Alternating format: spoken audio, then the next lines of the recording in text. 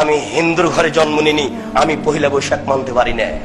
আমি পহিলা বৈশাখকে কবর দিতে জন্ম নিয়েছি। এরকম ছেলে আপনি একটা আল্লাহর কাছে চাইতে পারেন না? আল্লাহর কি অভাব পড়েছে? আপনি চান না? আমি তো মুসলমানের ঘরে জন্ম নিয়েছি, আমার রক্ত মুসলমান, আমার গোশত মুসলমান, আমার মেজাজ মুসলমান। আমি পহিলা বৈশাখে 2000 টাকা দিয়ে ইলিশ কিনে পান্তা ভাত নিয়ে গিয়ে পাকুড় গাছের নিচে খাবো? কি খাবো কেন? আমি কি হিন্দু? আমি কি হিন্দুর ঘরে জন্ম নিয়েছি? আমি কি ইহুদির বাচ্চা? আমি কি খ্রিস্টানের বাচ্চা? আমি 31st নাইট মানবো না? ওটা হচ্ছে ঢাকায় জেনার রাইট, ওটা চিটাগাংয়ে জেনার রাইট। সারা বিশ্বের বড় বড় শহরে ইংরেজি বছরের প্রথম দিবস হচ্ছে জেনার রাইট। আমি মুসলিম চিরনবীর মরণকে করি না ভয়, আমি একে কবর দিতে এসেছি। যুবক, তোমার শরীরে পুজ আছে, পুজ বের করে দাও।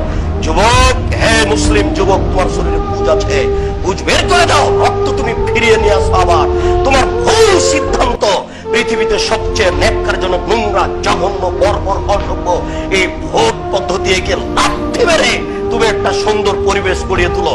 আমি তোমাকে বহুবার বলেছি, এই নীতিকে কবর দিতে হবে যে কোনো মূল্যে। তুমি জানো না যে এই তোমার এলাকার একটা ছেলে খুব সুন্দর, খুব ভদ্র, খুব নম্র, খুব বড় ব্রেনিয়ান, লন্ডন থেকে পড়ে এসেছে। তুমি এই ছেলেকে ঢাকা বিশ্ববিদ্যালয়ের শিক্ষক করতে পারবা না। কেন? এই ছেলে এখন প্রতিপক্ষ দলের, বর্তমান দলের নয়। তুমি কোনো মতে এই ছেলেকে শিক্ষক করতে পারবে না। শিক্ষক হবে ওইটা যেটা চোর, যেটা চোরটা, যেটা পথ। অতএব তুমি গতিতে ফিরে আসো। এই জাতির ফাঁসি হবেই, আজ হোক আর কাল হোক।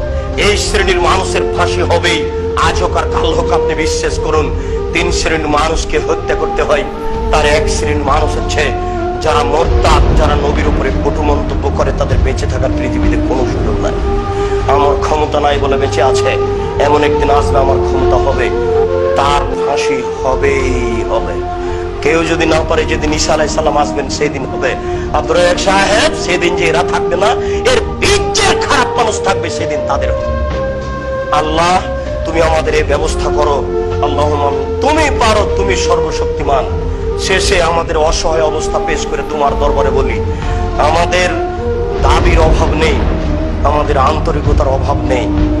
আমরা বিভিন্ন দল করলে আমরা মুসলিম হিসাবে তোমাকে বিশ্বাস করি। আমরা মুসলিম হিসাবে তোমার নবী মুহাম্মদ সাল্লাল্লাহু আলাইহি সাল্লামকে বিশ্বাস করি। আমরা মুসলিম হিসাবে বিশ্বাস রেখে তোমার দরবারে আন্তরিকভাবে বলতে চাই, তুমি আমাদের ছেলেকে এভাবে গড়ে তুলো যারা এইসব কুসংস্কারকে বন্ধ করতে পারবে। আল্লাহুম্মা আমিন। যারা এইসব মানুষের কঠোর কঠিন বিচার করতে পারবে জাতির সামনে, এরকম তুমি ব্যবস্থা করো। আল্লাহ, তুমি মানুষের ইমানের পরিবর্তন করো। যারা দায়িত্ব পালন করছে তাদেরকে সরাতে হবে, এটা আমরা চাই না। তুমি সর্বশক্তিমান, তুমি সব পারো। যারা দায়িত্ব পালন করছে তাদের অন্তরটা তুমি পরিবর্তন করে দাও। তারা যেন ঘুম থেকে উঠে অন্তর পরিবর্তন নিয়ে যারা এইভাবে অন্যায় কথা বলছে তাদের বিরুদ্ধে সোচ্চার হয়, এই তৌফিক তুমি দান করো। এই দাবি, এই দোয়া তোমার দরবারে রেখে আজকের সংক্ষিপ্ত দোয়ার খুতবা